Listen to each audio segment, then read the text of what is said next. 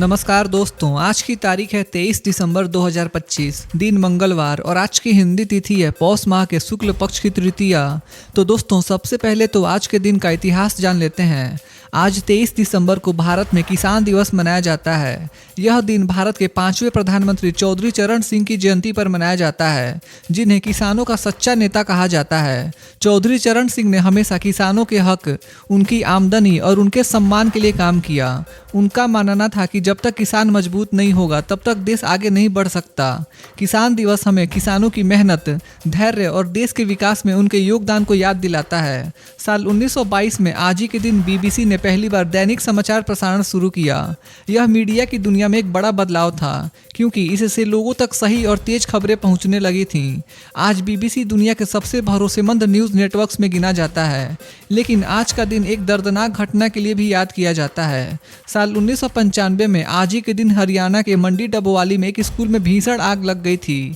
इस हादसे में करीब 360 लोगों की मौत हो गई, जिनमें बड़ी संख्या में मासूम बच्चे शामिल थे। यह घटना भारत के सबसे दुखद हादसों में से एक मानी जाती है। तो दोस्तों, ये था आज के दिन का इतिहास। तो चलिए अब जानते हैं आज की देश भर की सबसे बड़ी खबरें।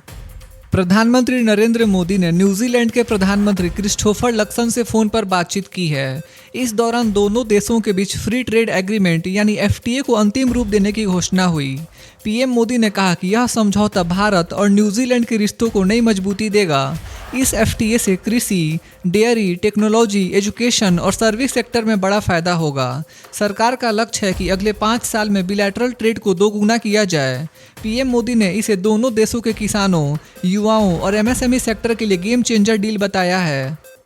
प्रधानमंत्री मोदी और न्यूजीलैंड पीएम लक्सन ने साफ कहा कि एफटीए का मुख्य उद्देश्य बिजनेस अपॉर्चुनिटीज बढ़ाना है। इस समझौते से भारतीय एक्सपोर्टर्स को नया ग्लोबल मार्केट मिलेगा। खास तौर पर टेक्सटाइल, फार्मा, आईटी सर्विसेज और फूड प्रोडक्ट्स को फायदा होगा। पीएम मोदी ने बताया कि यह एफटीए रिकॉर्ड समय में पूरा हुआ, जो दोनों देशों के स्ट्रॉन्ग पॉलिटिकल विल को दिखाता है। इससे इन्वेस्टमेंट फ्लो बढ़ेगा और जॉब्स क्रिएट होंगी। भारत सरकार का मानना है कि यह समझौता इंडो पैसिफिक रीजन में भारत की इकोनॉमिक पोजीशन को और मजबूत करेगा। बिहार के मुख्यमंत्री नीतीश कुमार ने दिल्ली में प्रधानमंत्री मोदी से मुलाकात की। इस हाई लेवल मीटिंग में बिहार के डेवलपमेंट प्रोजेक्ट्स, फिनेंशियल सपोर्ट और फ्यूचर प्लानिंग पर चर्चा हुई।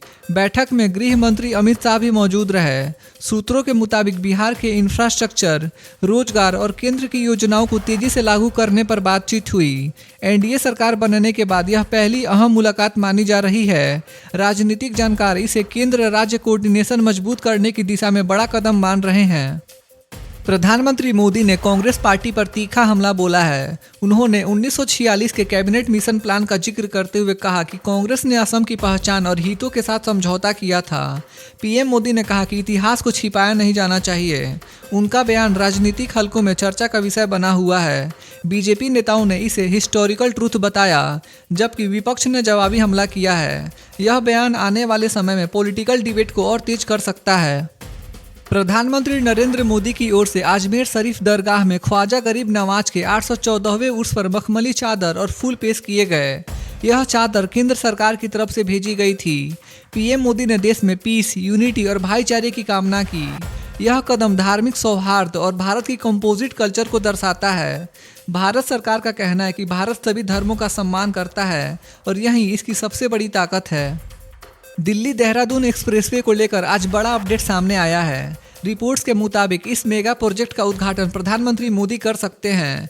यह एक्सप्रेसवे दिल्ली से उत्तराखंड तक का सफर काफ़ी कम समय में पूरा करेगा। इससे टूरिज्म, ट्रेड और रीजनल डेवलपमेंट को बड़ा फायदा होगा। सरकार का दावा है कि यह एक्सप्रेसवे उत्तर भारत के इंफ्रास्ट्रक्चर में गेम चेंजर साबित होगा। बिहार की राजनीति में बड़ा बयान सामने आया है। जेडीयू प्रवक्ता नीरज कुमार ने दावा किया कि आरजेडी के करीब 18 विधायक जेडीयू के संपर्क में हैं।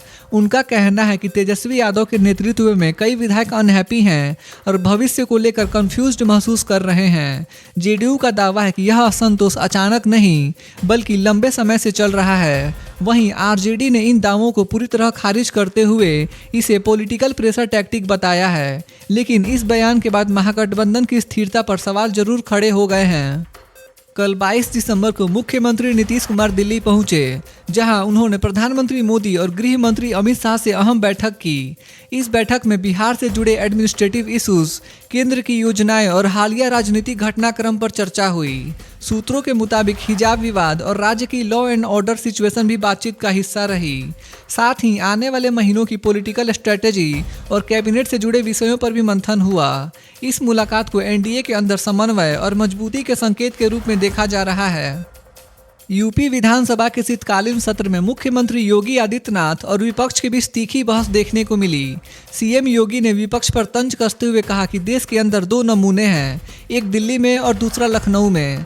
उन्होंने सीधे तौर पर समाजवादी पार्टी और कांग्रेस की राजनीति पर सवाल उठाए। योगी ने कहा कि विपक्ष मुद्दे से ध्यान भटकाने की कोशिश कर रहा है, जबकि सरकार लॉ एंड ऑर्डर और डेवलपमेंट पर काम कर रही है।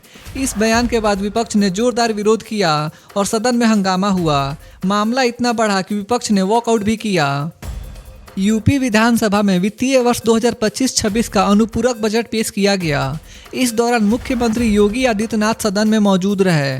बजट में इंफ्रास्ट्रक्चर, एक्सप्रेसवे, रोड और पब्लिक वेलफेयर स्कीम्स पर फोकस किया गया। सरकार ने बताया कि विकास योजनाओं के लिए अतिरिक्त फंड की जरूरत को देखते हुए यह बजट लाया गया है। विपक्ष ने बजट को लेकर सवाल उठाए और कोडिन सिरप मामले से जोड़कर सरकार को घेरने की कोशिश की। सदन में बजट और गवर्नेंस को लेकर लंबी बहस हुई, जो पूरे दिन चर्चा का विषय बनी रही। पश्चिम बंगाल में निलंबित टीएमसी विधायक हुमायूं कबीर ने 22 दिसंबर को अपनी नई पार्टी जनता उन्नयन पार्टी की घोषणा की है। उन्होंने कहा कि पंजाब और बंगाल में टीएमसी को 100 सीट भी नहीं मिलने देंगे और 2026 विधानसभा चुनाव में ममता बनर्जी को चुनौती देंगे। कबीर ने आरोप लगाया है कि वे कॉमन मैन और मुस्लिम समाज के लिए काम करेंगे और टीएमसी के खिलाफ मजबूती से खड़े रहेंगे। इस कदम से पश्चिम बंगाल की राजनीतिक स्थिति में नया उबाल आया है।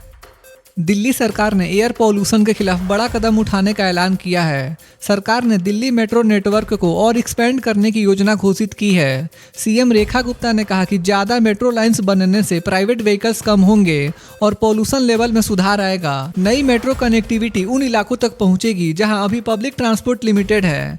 सरकार का मानना है कि metro expansion long term solution है। ट्रांसपोर्ट एक्सपर्ट्स के अनुसार इससे ट्रैफिक कंजेशन और फ्यूल कंजप्शन दोनों कम होंगे। रिजर्व बैंक ऑफ इंडिया फरवरी 2026 में रेपो रेट में 0.25% कटौती कर सकता है। यह कदम आर्थिक वृद्धि को समर्थन देने और कर्ज लेने वालों को राहत देने के लिए है।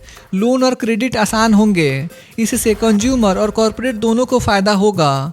विशेषज्ञों के अनुसार मुद्रास्फीति पर नियंत्रण रखते हुए यह कदम आर्थिक गतिविधियों को बढ़ावा देगा। बाजार में इसके असर से निवेशकों का भरोसा बढ़ सकता है और बैंकिंग सेक्टर में उधार दरों में गिरावट देखी जा सकती है। राष्ट्रपति द्रौपदी मुर्मू ने संसद से पास हुए शांति बिल को मंजूरी दे दी है। यह कानून भारत में परमाणु ऊर्जा क्षेत्र को सुरक्षित और आधुनिक बनाने के लिए बनाया गया है। बिल निजी निवेश को प्रोत्साहित करता है और 2047 तक 100 GW परमाणु ऊर्जा लक्ष्य हासिल करने में मदद करेगा। इससे ऊर्जा उत्पादन बढ़ेगा और राष्ट्रीय ऊर्जा नीति मजबूत होगी। तो दोस्तों, आज के लिए बस इतना ही था। देश भर के छोटे बड़े अपडेट्स और हर दिन के मुख्य समाचार देखने के लिए हमारे YouTube न्यूज़ चैनल इंडियन जनता न्यूज़ को सब्सक्राइब जरूर करें। मिलते हैं अगले वीडियो में, तब तक के लिए बाय बाय, टेक केयर, जय हिंद।